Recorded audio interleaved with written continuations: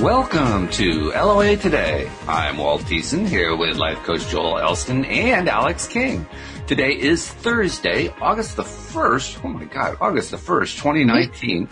It is 8 a.m. in New York and 5 a.m. in Los Angeles. That would be 1 p.m. in London and 9 p.m. in Tokyo, 10 p.m. in Sydney. Wherever you are in the world, thank you for joining us for another episode of LOA Today, your daily dose of happy. And I'm happy that it's Thursday. It's kind of happy, unhappy in a sense because Louise and I are heading to the Cape. We're heading to Cape Cod over the weekend, which means there will not be a show for either Friday or for Monday. So Friday with Linda and Monday with Louie, those shows are canceled for this week only. We will, of course, pick up with them next time around. But you're going to be dealing without your daily dose of happy for about 4 or 5 day period. I hope you're okay with that. Thank you very much. Watch the repeats. Watch the repeats, right? Yes. Listen to the replays. But no, it's all good. And on top of that, I'm actually getting an opportunity to meet with my co-host, Alex. Alex and I, we're getting together. Yay! We're hanging out. Lunch. This is great. So Louise and I are going to actually get to talk with Alex, and she's got her friend from Japan. So, I mean, it's going to be like, and another friend from high school. I mean, that house is busy going on right now. Yeah. But it's good stuff. In fact, Alex was telling me before the podcast, she has been laughing so hard that she's practically in pain about it. I mean, she's just laughing and laughing. It's like if we were on the podcast the entire day. The entire day. There you go. So when we say a daily dose of happy, we're talking about like, you know, literal, like force feeding. Oh man. But it's all good. It's all good. And Joel, of course, is back. Joel, I hope everything is doing really well down in the Richmond, Virginia area. Was I gone? Well, I'm back. Was I gone? Well, you're back for the week. Okay, good. I was just making sure. I'm like, wow, did I miss a week there that I didn't know about? Like to keep up with that, you know. But no, things are really good here in Richmond. We have had, actually, we had that unbelievably hot period. But it's really, cooled down a lot. So, hot, I mean, it's 93, but it's not 103. So, right. You know, that makes a big difference, but things are really good. We have a lot of good stuff going on. You know, it's just, exceptionally busy. And that's always a good thing, but at the same time, I'm blessed to have, plenty of clients, and most are making very good progress. So life could not be any better. We're heading down to the bench here in a few weeks for a couple of days, and then we're going to head out to Gatlinburg, Tennessee for a couple of days, and then finish the summer in New York City for a couple of days. Nice. Yeah, I saw your post about how you and your son were trying to figure out where you were vacationing this year, and you're like, we're going to do all three. Well, we out of habit, we end up on Anna Maria Island every time. We go there 3 or 4 times a year, and we love it, and there's just no better place. But, you know, it's like, okay, it's almost like the JetBlue airline makes my reservation automatically for me. And, and we were just talking. I said, well, you know, instead of spending a week or 10 days on the island, why don't we look at, we're going to the island, but we're only going to go down for a day or two, and then we're going to come back, and we're going to hit Gatlinburg for a couple of days. That's more our style, and I like going short trips anyway. And then, you know, I think everybody in the world enjoys New York City for about 48 hours, and they all want to get out. Facts. Yeah. It's a great city for 48 hours, and it's the worst city in the world after that. It's the energy's wonderful, then you're like, oh my God, how could you live here? Right. But it's such a, I love the concept. I have a lot of friends in New York, but, so it's really exciting. In the middle of that too, I'm going to have some, I get to have some, surgery. I tore an abdominal muscle weightlifting. So I'm going to have a little minor surgery along the way too, but it'll be an in and out procedure that, that was going to go well. But it's all that. We had a very full August. Apparently. Yeah, I can tell. By the way, I want to thank you. I want to thank you for alienating all of our New York City listeners. So thank you very much. Right? I just left that chunk. No problem. As always, any complaints about my comments, or please notify Walt at loatoday.net. Yeah. He processes all the complaints. Yeah. I always know who my friends are. It's really encouraging me. But it's all good fun. And I have a story. I have a law of attraction story that I told yesterday to Cindy, but I'll also tell to you guys because it's a really good one. As you know, my mom passed away. Our mom passed away on Saturday, PJ and mine. PJ has been her caregiver for the last year. And she passed away Saturday morning. Of course, PJ had to call in, the police and the EMTs and so forth. So they were there for a while. PJ was kind of in shock from the whole thing. She was okay. I mean, she's fine. Just, it's kind of a shocking thing to go through. But anyway, after everyone had moved on and was, she didn't have to deal with all that stuff anymore. Where they live is about 2 blocks from the shoreline, from the beach. In Norfolk, Virginia. And so she walked down to the beach just to kind of de-stress, just to kind of let go of all that stress that comes from such a traumatic event. And so she's just sitting on the beach, and the beach is kind of like pulling the stress out of her body as she's just sitting in the sand. And she's kind of doing like one of these, your mind wanders and you're just kind of exploring all kinds of topics, stream of consciousness kind of thing. There are various things I've been trying to attract lately. I think I'm going to change one of them. I'm going to change it. I want to start focusing more on being able to manifest things, like on the spot, like foods. Like the story of Jesus, who could manifest bread to feed the multitudes and so forth. Well, she didn't really want bread.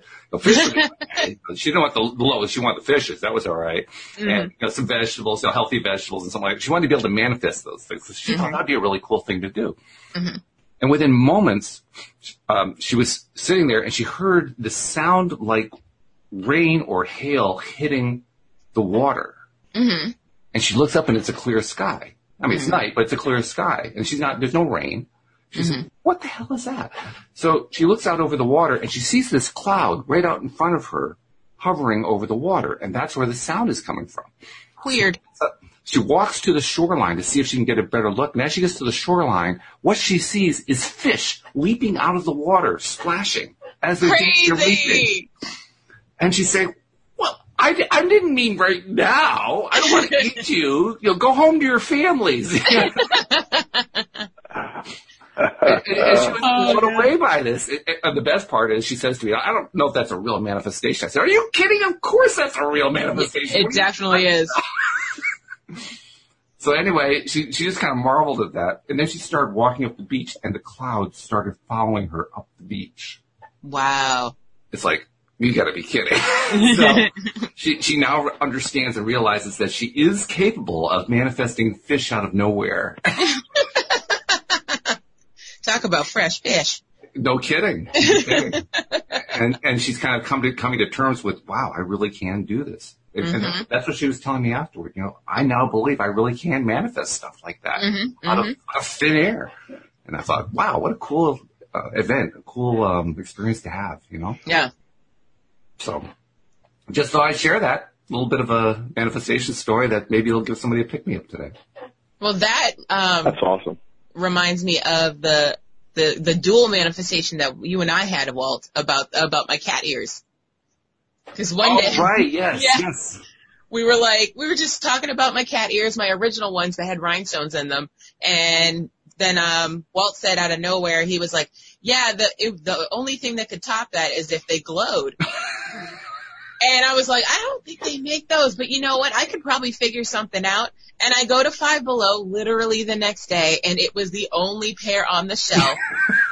And I'm like, these are cute. They're very Ariana Grande. And then I had to look specifically at them because with the way my mic's set up in my phone, I have to have headphones that don't have a mic already in them. So I was like, okay, if there's no mic in this, I have to have these. And then I found out they glowed, and I was like, get out of town. Stop it. This is crazy. I literally came home, took a selfie, and sent it to Walt. I was like, look what we did! It was crazy. We are more powerful than we realize. Yes. We just really are. Mm-hmm. And the more that we learn that, the more we realize it, I think is where we get the confidence. Yes. Believing, yes, we really can do this, and we learn to do more. I was kind of contemplating that last night, the fact that even those of us who pursue this regularly, we kind of do it in spurts, Yeah. Okay, I'm going to focus. I'm going to start manifesting X. I'm going to really focus on that, and then I forget about the next day. Right.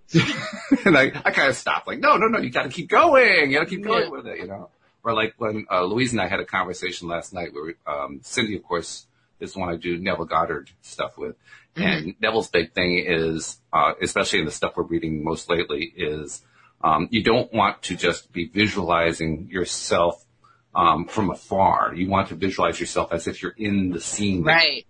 Right? Mm-hmm. So the way he explains it is the difference between watching and observing yourself climbing a ladder versus reaching out and feeling the ladder and feeling the rungs under your feet and so forth. Mm-hmm. Mm-hmm. And so we started doing a little visualizing along that line last night.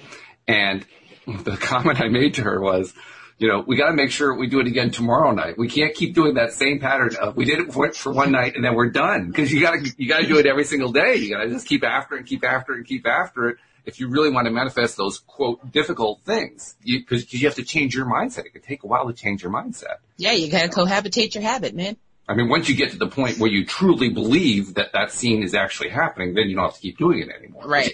You got to get to the point where you believe it. Right. And we often forget. I mean, that you don't always get there the first time. It takes a little time sometimes. You have to just keep working until you get there. Right. I mean, Joel, when you're coaching your clients, I mean, that's kind of a fine line for you to walk, because on the one hand, you don't want them to make them think that, well, you got to be working this all the time. But on the other hand, you can't just say, well, okay, I just imagined, okay, I'm done. Where is my stuff? Well, yeah, I mean, it could be, as you're saying, all you're doing is creating a tool. All these things are tools to be able to get into the emotional alignment with what we're trying to do. So when you figure out, like you're saying, it isn't just, okay, boy, I want to be there for a second, because that's just a second that the law of attraction is responding. You're using this as a way to really, all this is always about adjusting your vibration to match what you want. And there's millions of ways to do it. But this is one of the techniques of just, let's get there, let's live there, let's be there and live as if, or whatever, live within the scene. And it's just, that's why people, there's vision boards, there's all types of things where you literally do it. I do a lot of meditations. Transcendental meditation is one of my meditations, and there could be moments where I can't distinguish between, am I really, I picture myself being on the beach or in a mountain meditating, and now I logically know I'm not there, but I am there on some level. If that makes any sense. And yeah, it does make sense. The other thing I've noticed too is with this particular technique of imagining that you're really in the scene, that you're a part of it, rather than looking at it from the observer perspective, I find is more exhausting. I find that I get mentally exhausted really quickly by maintaining that very high level of attention, to the point where I have gotten to the point now where I try to do a lot of that before I'm ready to go to sleep, because it's a nice, easy way to go to sleep. Quite effective. It's better than a sleeping pill. Says you. Yes, that's true. Try it, Alex. You'll like it. I mean, I'm with the whole, I feel what you guys are saying, but at the same time, I'm that personality who's like, okay, I tried, not manifesting, I tried meditation once, it didn't work, I'm out, guys. I'm like, no, I just can't, my brain races so much, I can't do it. But I know you guys are going to be like, but that's fine. Well, but that's what I went through for years until I understood that. That's why this, the book that I have posted recently, and I've dropped the name of it, but it's about, it is about a meditation and a manifestation technique. And she goes into great detail of explaining my transcendental meditation. Let's say I'm using, the as my thought. You don't say the sound out loud. You think it to yourself over and over for 15 minutes. My normal thing is I wonder what my day will be like. And then it goes way over here, and then I'm thinking about Om. That's a weird word. What do they call it? Om. I want to go to Nepal. I wonder what flights cost in Nepal. Seriously. Do they have electricity? Yeah, do they have electricity in Nepal? And then it's like, Om, I got to get Justin up. And then But see, the concept is what most people have a hard time with understanding is the concept is not that is not a battle. Don't battle that. That's normal. And if you go 3 minutes and just random thought, laugh at it, then come back to the Om. Okay. And it really does make it, when you get to it, and you feel the brain literally release the very pleasant chemicals of whenever it takes place. Usually mine is toward the end of the meditation. Your brain will I've never had a meditation where I am not, the majority of the time my thoughts are all over the place and they're bizarre and I laugh at them. And I never can predict what they'll be. I mean, it's just the most random stuff comes up. It's humorous most of the time because it's like, why is that even a thing for me? It's like, seriously. I really had to fight the urge the other morning. I mentioned Nepal because one of the things I plan on doing is there's this monastery in Nepal that after Justin leaves for college, I'm going to go spend 6 months there. I'm going to spend 6 months there. And just hang out. And I've already, looked at it. We're several years away from that, but that's one of my life goals things. And then I started thinking, okay, what time's the flight leave for Nepal? Well, Justin is 7 years away from college or whatever that is, 6 years away. It's probably going to be a different time. So why is that even a thing? Right. But at the same time, I just, and it's okay. That's the part of this that makes the biggest, that's what was the most freeing when I was able to implement this. I never thought I could meditate until I understood that is meditation. It is what meditation is. Your mind will go on road trips and it's part of the meditation. It's okay. Yeah, you're right. That is a good way to look at it because when you understand that it is part of it, yeah. I think it's perhaps the greatest goal of meditation. It takes the pressure off. It not only takes the pressure off, but the goal of meditation literally is to just go through that process of noticing every time that your mind wanders. That is the purpose right there. Yeah. Yeah. Yeah.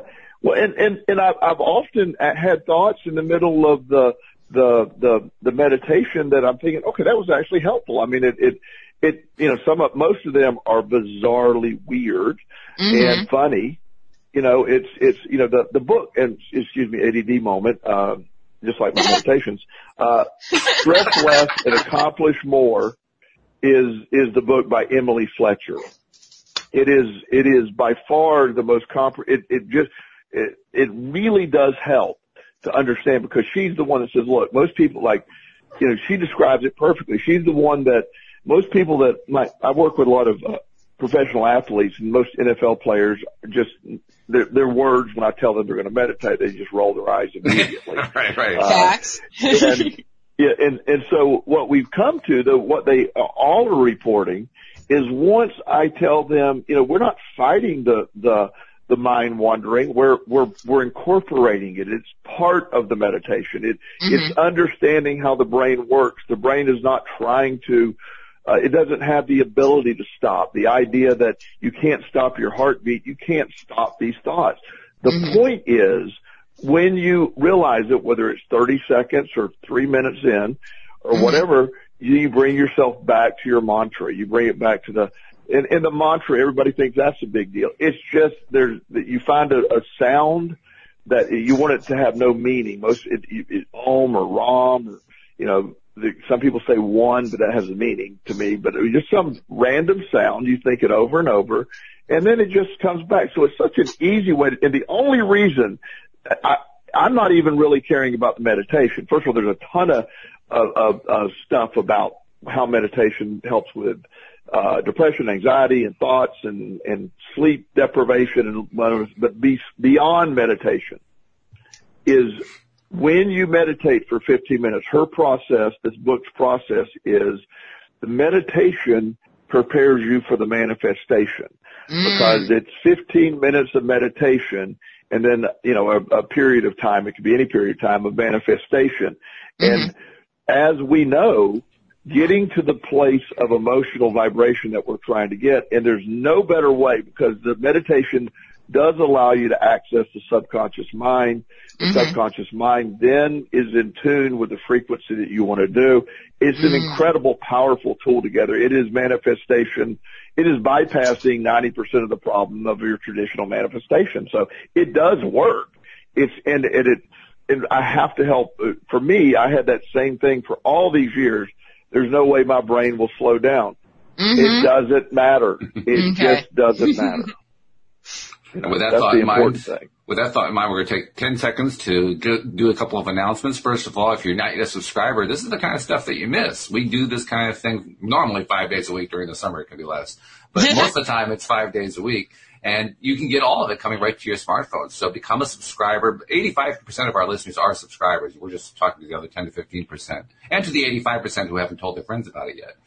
So be sure that you subscribe just by going to loatoday.net and follow the instructions at the top of the page. They will walk you right through it. 30 seconds later, you're a subscriber. And then, of course, share the fact on social media because we want other people to become subscribers of your Daily Dose of Happy as well. And on top of that, you can watch us as we're live streaming on YouTube. I'm going to my YouTube correspondent, Alex King, out in the field. Alex, how do we do YouTube out there in the field? So what you want to do is go to YouTube and search LOA Today podcast videos. And once you've done that, you will see our smiling faces and you click the subscribe button. And next to the subscribe button, there's a little tiny bell and you hit that bell. And when you hit that bell, click always. So you will always be notified when we are live. And by the way, for those who are our new fans of The Grass is Greener, and Joel, I will send you a link. I promise. I just haven't gotten to it. But for those who are subscribers and who are interested in when the second episode is coming out, it is coming out. Obviously, the death of our parent has impacted things, but we're planning to get back to it by the middle of August. So the distance between the first episode and the second episode is a lot longer than what we'd hoped it would be, but it is coming. So just be a little patient with us while we deal with life this time. Happens. Life happens in the middle, yeah. But it's coming. It's definitely coming, and you will get notified. That's another reason to be a subscriber of LOA Today, because you will get notified when that second episode comes out. So there are our promos for the day. And Alex, before the show, you were talking about how you had something you wanted to bring up. This is probably a good time to do it. It's kind of like a shift in the topic for the show. Shift in the breeze here. Yeah. Yeah. So I was thinking this morning when I was in the shower, I was like, yeah, you know what? People always ask, like, how, if I'm having a bad day, like, how do I get into a good place? Or if I'm trying to manifest something, like, how do I get to a higher vibration? And I always tell people, do what soothes your soul. So then I started thinking about, like, how, like, before we knew about law of attraction, like when we were kids and stuff, what did we do to soothe our souls? So I was just thinking, like, appease your inner child. So, like, what things did you do as a child to make yourself feel better and to vibrate a little higher? And most often start with going outside. Yeah, That was almost always where, something changed. Yeah, I know, right? Something was a little different. Technology changed. You weren't necessarily dealing with mom anymore. You could get away from mom for a little bit. And, you could go out and find a friend and, swing on a sling or something, depending on what your age was. Yeah, ride bikes until you were blue in the face. That's right. Until the streetlights came on. Kids are amazing in their ability to shift their vibration at will. I think a lot of it has to do with the fact that they were more recently and non-physical than we've been out of it longer. Agreed. But, there's just like this amazing ability. And Joel, I know you've talked about this a lot because you work with kids quite a bit. A lot of your pro bono work is working with kids who are in the system, so to speak, who are dealing with what do you call it? Where the kids are taken away from their regular families and their foster care. Foster care, yeah. Yeah, and there's obviously a lot of trauma in that, so that's why you tend to work with particularly boys like that. And you see it all the time. You've told stories about how kids are just so resilient, and when they get the idea of how the law of attraction works, snap, just like that. They got it and they're running with it. It's amazing.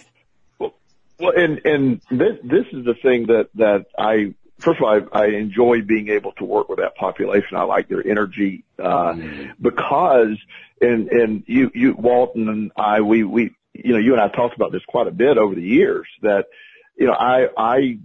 they're closer to source distance-wise or time-wise. And we can explain all that later. Or, you can not, it doesn't matter, but they're less than a lot less things have happened in life to convince them that, to pull them away from that. So it's easier for them to get it. They don't have 20 years or 30 years or 40 years of programming telling them something differently. Right. So everything's possible to a 12-year-old. Right. And, one of the famous quotes that I love is, everyone is an artist until someone tells them they're not. Every kid's an artist. Ooh, yes. At some point, until somebody says, no, you suck. I have, and the world has really benefited by this in the end, but I will tell you this quick story. I was in the church choir when I was, 8 or 9 and I really would sing, and I thought I was such a good singer. And the lady who led the children's choir told me that, she said, "You're messing everything up. Can you just move your mouth like you're singing?" Ooh. Ouch. And burn. Yeah. Ooh. Well, in the end, and again, society was served by that in the long run, but but what she did was, I never sang again. Yeah. I never did. I became self-conscious. I never went to choir again.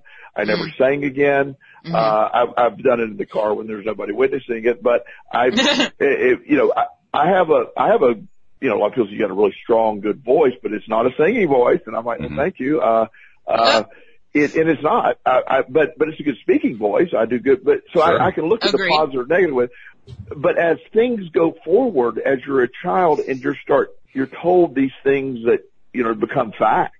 And eventually by the time you're in your 20s, they have become your reality. And that's why people who live in poverty continue to live in poverty, is because that is what that's what they believe. They cannot comprehend that there's something on the other side of all that. It's just, and that becomes their reality. So it's that idea that your children are very receptive to the law of attraction and very receptive to the implementation of it, because they're further away. And then when you're able to, like you're saying, whether it's placing yourself outside or things are happening and you're around different environments. But, that's why I'm fascinated, and I can't do it long because I don't want to get caught up in the vibrational energy of it, but we've touched on this briefly. Someone who is born in Birmingham, Alabama, can never understand the political beliefs of someone who is born in Harlem. They don't. They don't see the world the same way. Yeah. They were programmed entirely different, and they get frustrated with the other side because they think the other side they don't understand that they don't understand. And that's right. And so being able to step back and see both sides operate, well, if you could just point at the ones that take the time to understand the origins of what they went through, then you develop this lens. So this lens that has been developed is, again, the lens that you view the world through is how you're feeling about the world. It is, I have an amazing life. I have an abundance. I have great health. I cannot think of a thing that I even want anymore. I have every single thing that I want. I don't go around wanting things. Because it's automatic. If I have everything at my disposal, and now I've lived that with it for years ago. That was literally the opposite. All I did was lack, and I invited more lack. And the more lack I felt and focused on, the more I developed more of a lack. Well, I have an abundance, and the more abundance I have, I'm just always shocked. It's like, oh my gosh, where did that come from? Or, I don't, and I'm not saying with arrogance. I'm just saying it's my perspective today has changed, and my reality is tied into that. So when you go way back, I don't know if you've ever had this happen, but every kid of my little kid of my generation back in the day when the Rocky movies came out, you know, you'd go see a Rocky movie, and then at the end of the movie, everybody's fired up. They wanted to go run and work out, and you know, you would see that, or you would see culture change when something would happen. You know, when E.T. came out, the movie E.T., and everybody's going around saying, "Phone home," you know, all this, and Halloween costumes reflect, you know, the absolutely. cultural stuff of the time, because they place ourselves in that position. One of I am not a big TV person, and so I know, sorry. I find it very, very distracting.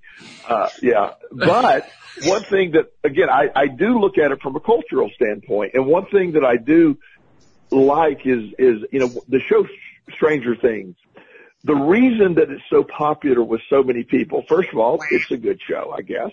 But what it does, it really resonates with people who grew up in the 80s. If you grew up in the 80s, the show is accurately depicting the 80s. This last season showed a mall scene which literally reminded me of my mid-teenage years. It just literally was my mid-teenage years. It was that same movie. It's like they put it in place. The stores, Spencer's Gifts, the stores that were in the stores that were in the mall when I was a teen were in the mall. They did a wonderful job of recreating the 80s. The show itself is irrelevant. It's what the show elicits within you. The reason reality shows stir is people are then sort of tuning into that, and it's how their relationship with it. And so that's where the power of all this exists. So it's what you get from. That's why generationally people, you know, my son Justin, you know, is like the Stranger Thing is stupid. It's just stupid. Agreed. Well, generationally, he's not getting the same thing. When I look at it, I'm thinking about a wonderful childhood I had. You know what I mean? And if you didn't have that experience to tune in with, you're going, this is not that good of a show. It's not that great. And it's not. See, I disagree though. Cause I grew up in the 80s and I don't know. I didn't get that same feeling. But you grew up in a different 80s than I did, probably. Well, I mean, I thought there was only 10 of them, but okay. Yeah. Well, we could get into multi-dimensional universe if you want. We won't do that because we don't have time to marvel today. Yeah, that will go all over the place. But no, my point is, it doesn't have to be that, but that's where a lot of people get tuned in with it. It's like everybody says, I really watch that show because I'm tuned into what my 13th year was like. I can literally get transported back into that to watch that movie. Yeah. Now, it doesn't resonate with everyone. It doesn't resonate. You know, I know one person in particular that had a very, very difficult childhood that watches that show and gets transported back to the very difficult childhood. Yeah, so that's more of a trigger than enjoyment. Exactly. Or, you know, the sounds. One of the personal things that I share is, and this relates in the same way, it was a Saturday morning several years ago, and I got a call from my son's fiance, and she was telling me that he died in an accident the night before. And the ringtone that was on my phone, which she called at 6 a.m. Yeah.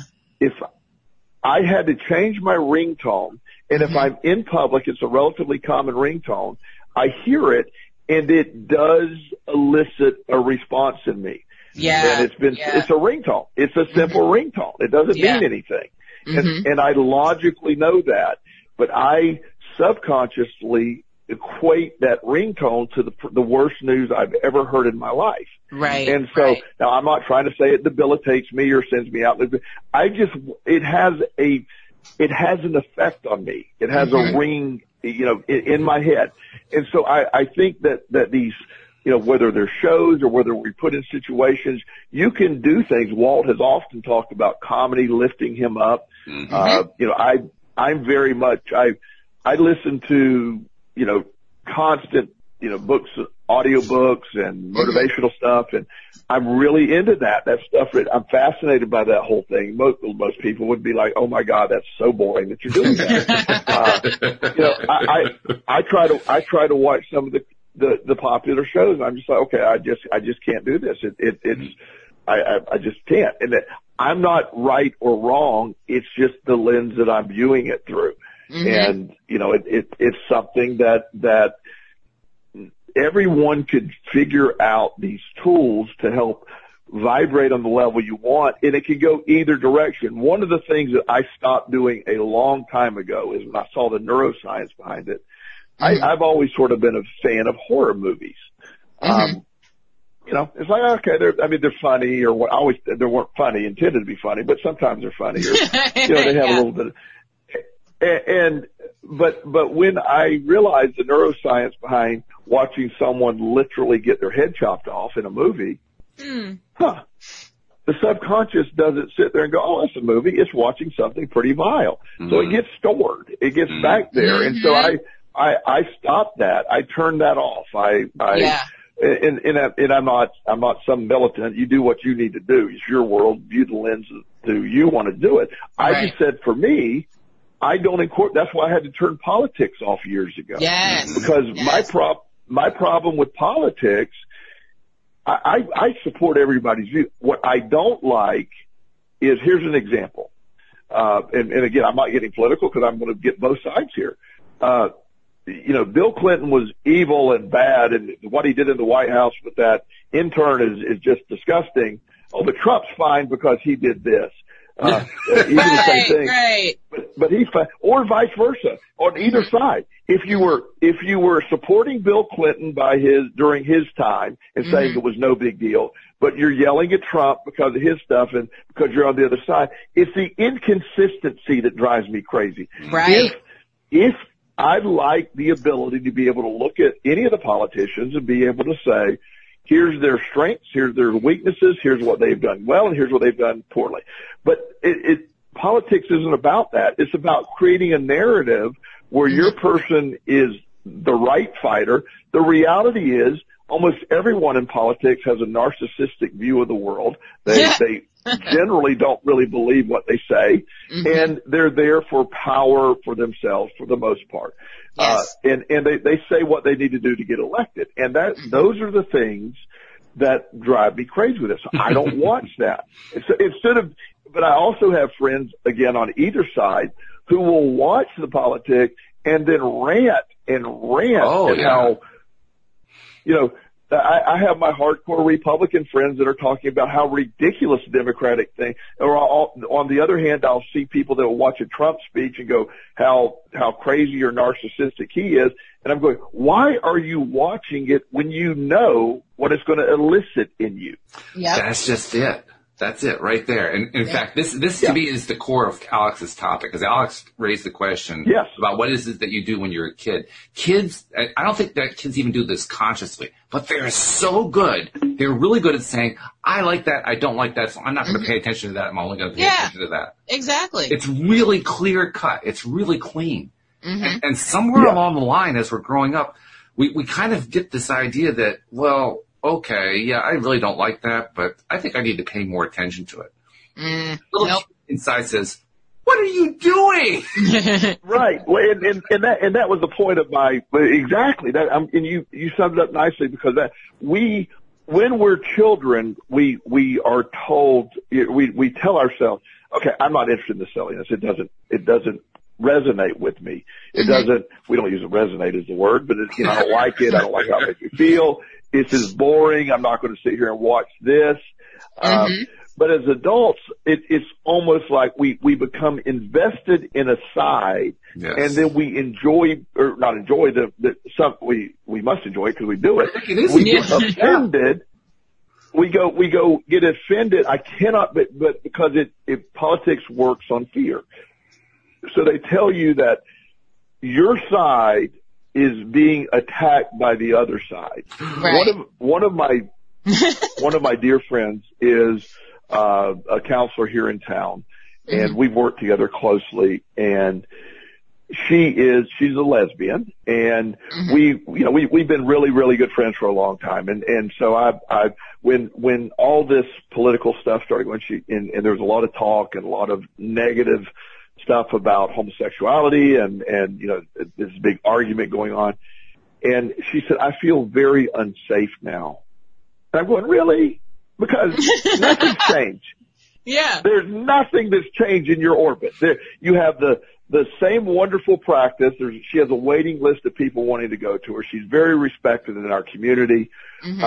And they're the same place we always go to have lunch together. Nobody has changed. Nothing has changed for her. But again, she's watching the news and owning all that stuff that's going on. And so we did a lot of work around, don't be affected by this. Don't be driven by that narrative that it's not really, it is what the topic is now. And it's not your reality. And you get a lot of people seeing something like that, and it becomes their reality. Children are wonderful in the beginning before all the influences happen and what they start, they in the beginning, they're very good about not allowing that to happen. Yes. In the teenage years, when being the norm and being accepted, it becomes the main driving factor in middle school. That's when the big change happens, and it becomes harder. The further you get into that, then you start performing like a circus monkey to perform like all the other kids. You know what I mean? It's like, okay, I told a story last week where I lost the 5th grade one time. Yeah. Where we were on a tour. We lost the entire, I lost the entire 5th grade, first of all, because I wasn't paying attention. But second, I lost the 5th grade because every single 5th grader looked exactly the same. They had the same, Nike shoes, the same Nike shorts, and the same type of shirt and the same haircuts, and the girls and the boys, the groups all looked the same. They were nondescript. And I'm going, oh, wow. And, not trying to not own the fact that I'm the one that lost the 5th grade, but beyond that, that was a contributing factor that the 5th grade looked the same as every other 5th grade that was there. And it's like, because it's just, you see the influence on that. And I think it's much worse now. Worse is a relative term, but I think it's more prevalent now because it used to be local influences, but because of social media and their connection on the internet and Fortnite and all the gaming that takes place, you have more of a national influence than regional influences that used to take place. But at the same time, you see that. So children have always been able to do this better than adults or be more effective at it. The further 12-year-olds never, I can get, 25 to 40-year-olds and 50-year-olds in my office, and it takes forever to really get them to understand if they're going to continue anyway. But a lot of times they won't continue. 12-year-olds are like, one says, oh yeah, that's right. You're right. Okay. Instantly, let's change everything. Yeah. And they're incredibly effective at it because they have that ability to use the tools around them to see it differently. We have, as the further we get away from that, we're taught that's wrong. That's exactly it. And in fact, as we go through that maturation process through the system, as I will refer to it, as we go through the system, there's an interesting dynamic that happens. Because on the one hand, like you said, everybody dresses the same. They all talk the same. Everybody becomes like a mirror image of every other kid in the class. But at the same time, they all find one little thing to do to differentiate themselves. So they have both influences going on at the same time. On the one hand, they all have to conform. They all feel a very strong drive to conform. And by the way, the school system may not do this as a matter of policy, but they encourage that conformity because that's what they want. Conformity is how they maintain order. And uniforms. Yeah, pretty much. Yeah. So you've got that one dynamic going on, but at the same time, you have the person who puts the red feather in the hair, different from everybody else. They've got the Nike shorts, they got the Nike sneakers, but they got the red feather. Yeah.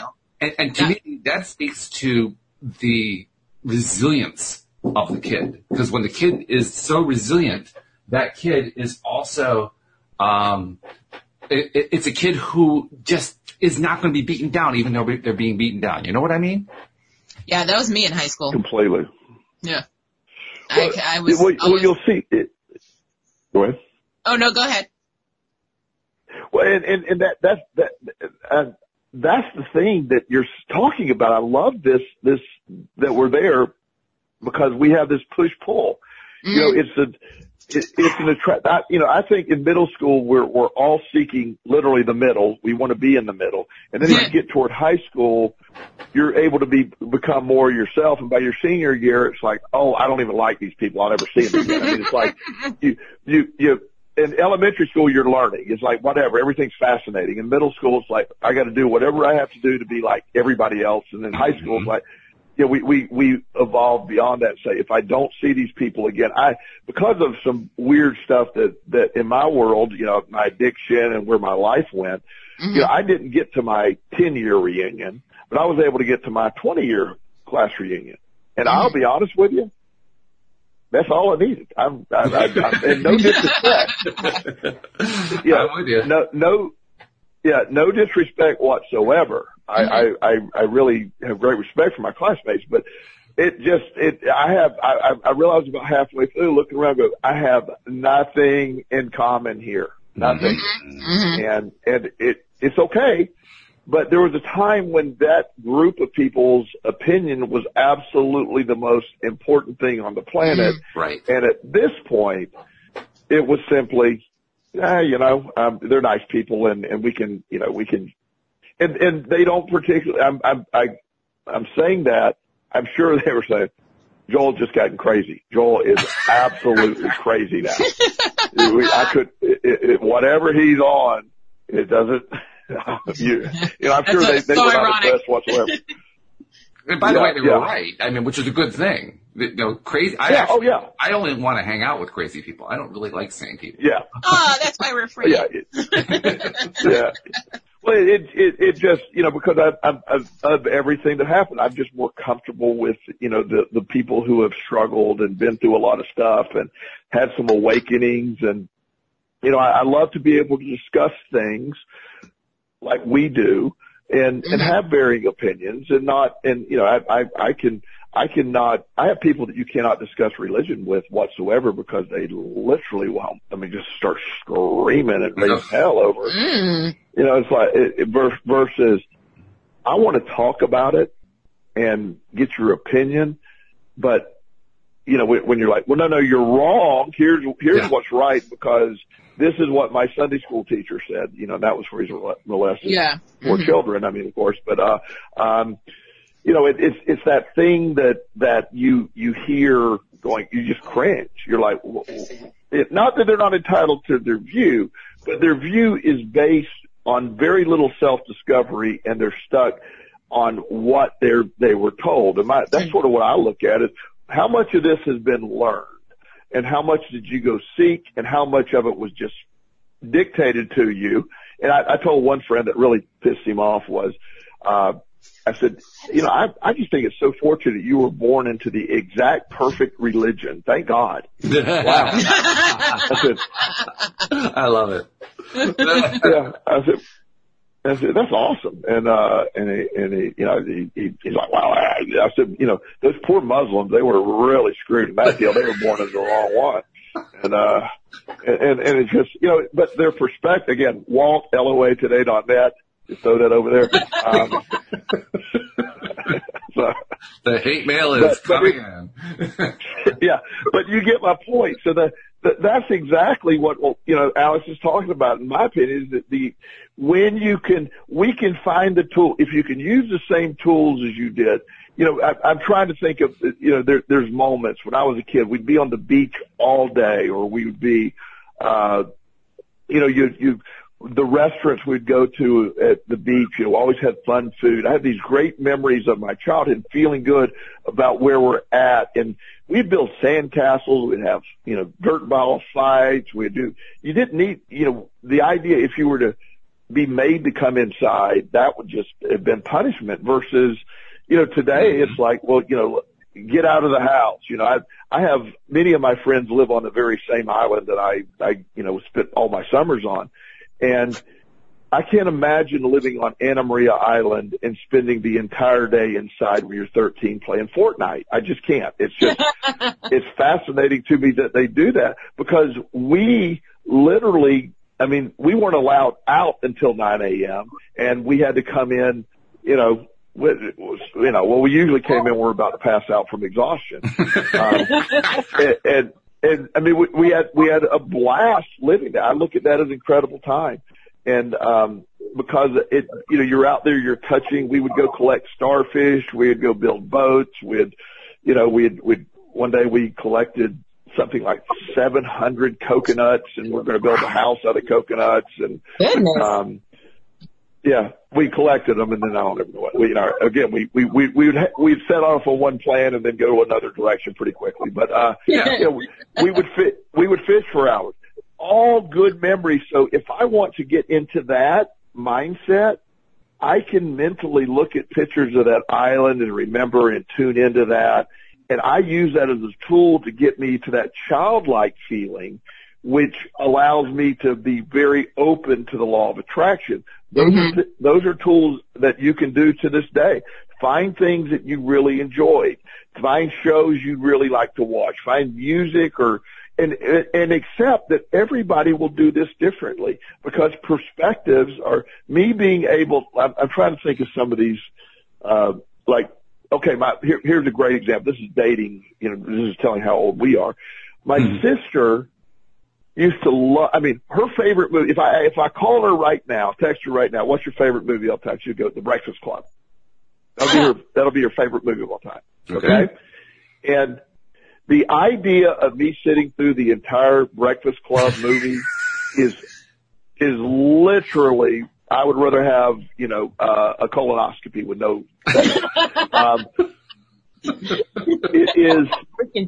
it is mind-numbingly annoying to me, and it is her favorite movie of all time. Mm-hmm.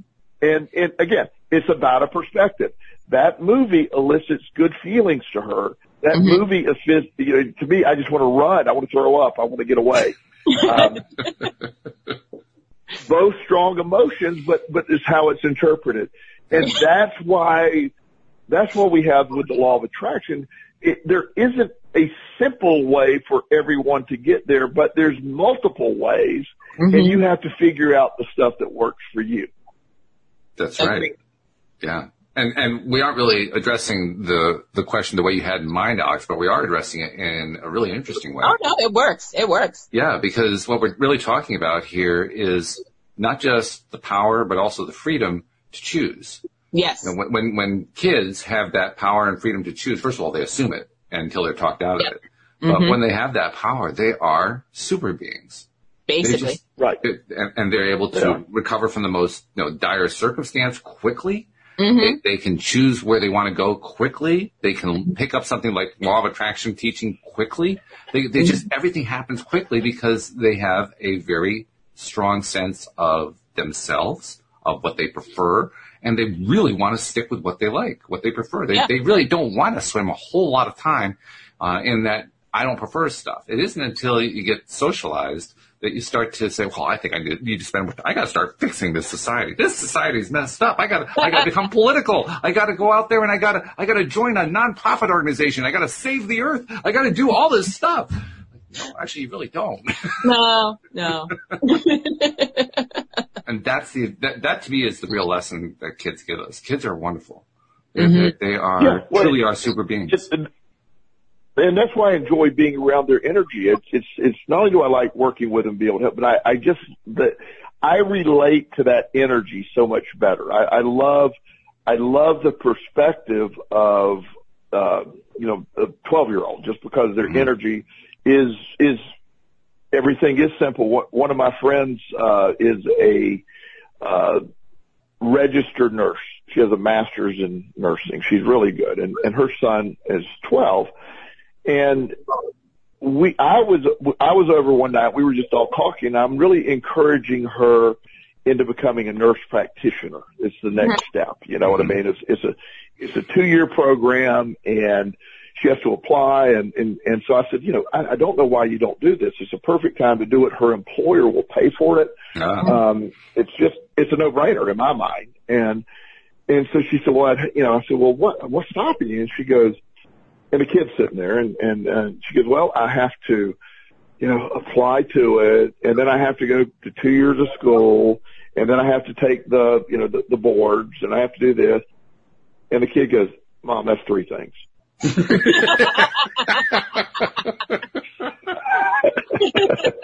I mean, and he's right. Yeah, he's right. It's 3 things. It's 3 things. And he's like, he said, I have a model I put together that was like 10 things.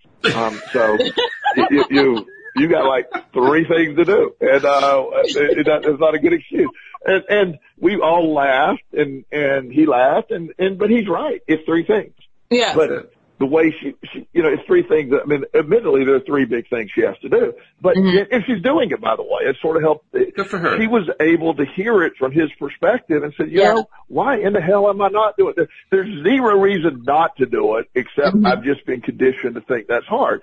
And even if it doesn't, she makes really good money now. I don't know if she's going to make a whole lot more money. That's not even the point.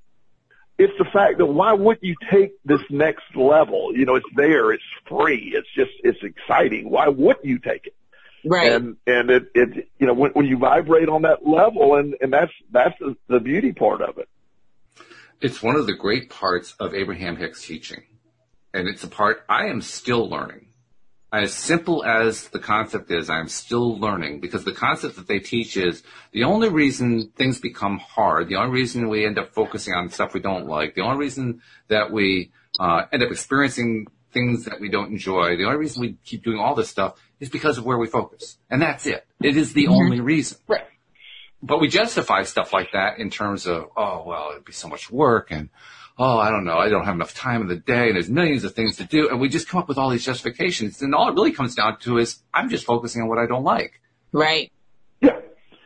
Holy crap. And when you break it down, one of my clients the other day, and he's had some issues with sort of just getting life going, and he's in his apartment a lot, so I meet him at his apartment, and so we work together on just trying to get his life going. So after hearing all the reasons why life wasn't working for him, and focusing on what he doesn't want or doesn't, what he doesn't like and all of that, I said, look, what's it going to take to get this taken care of? And how are we going to be able to move forward? What are we going to be able to do? And so I just randomly showed up one day. And part of the thing his house was cluttered, and I'm not saying it was dirty, it's just cluttered, junk all over the place, and he needed to do some dishes. So I showed up, and last time there he didn't have any dish soap. I showed up with a broom and a bottle of dish soap, and within 15 minutes we were done. Wow. He's like, oh my God, I have been sitting here for a month and can't get that 15 minutes worth of work done, because we get so stuck on what doesn't work. Yes. One of the things that I used to get on Walt about this is hilarious to me. Walt loves to plan and discuss and do metrics, and I don't even know what metrics are, but he does metrics and he does some research about metrics, and then he looks at the metrics of the metrics. That's Walt. And so I'm like, Walt, you got to take action into this, and I'm the guy that I jump into the pool and on the way down go, I really hope there's some water there. I really do.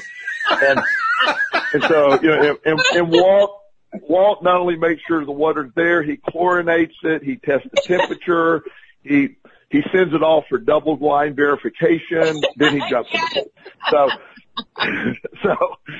So Walt, one day randomly, out of nowhere, he goes, I want to do a show every day. I'm like, what? Where do they even come from? It was so awesome. But he took LOA Today, and he just randomly did out of nowhere. And what normally would be about a 7-year Walt decision, he made overnight. He also did the same thing with the He was like, we're going to take this and we're going to run with it. I mean, he needed a little help from me, but he was like, well, okay, so there's certain ways to do this. I got to do the research and da-da-da-da. I was like, well, let's just do it. I was like, I have the idea. Yeah. Let's just write it. Let's just get it done. So, and then everything that was slowly, but yeah. Right. Well, and the beauty of it is that ability to, sort of, and that's where I give Walt great credit, that ability to change. There's personality stuff that, we develop over years. And so the ability to change the way you approach it, but sometimes, and also you do need both sides. You need somebody to, my skill set can clearly get you in some trouble too when you just keep, yeah, let's do that. But the last company that I've had a period of time, there's this new addiction treatment center here in Richmond that opened up, and I was an investor in it. I am an investor in it, and they asked me to be CEO of it for a little while. And well, they asked me to be CEO of it, and I realized after about a couple of weeks, I didn't want to be CEO of it. I didn't want to, because the energy of the owner of the company, he was very, he wanted a meeting every day about something, and we would have the same meeting over and over with a different thing. We want to talk about and I was about, let's just do it. If you meet more than once, you're not doing it right. You got to just do it. And so we clashed a lot in performance. It's just, our skill sets didn't match. And so, I left. We're good friends, and it was clear that I didn't want to be, that our energies weren't going to match. And at the end of the day, he was the founder, so he was going to win, and his skill set was going to be the one that was going to be pervasive. So I just chose not to be around that energy because it didn't match where I needed to be or what I like to do. Mm-hmm. Well, I just want to thank you guys for the practical demonstration on how to manifest therapy without having to pay for it. It was a really great experience. Before we go, I'd like to invite Joel to tell people how to reach out to Joel in case they want to get therapy without having to pay for it. No, I'm not saying that. Yeah, my email address, simplest way, is joelelston@gmail.com.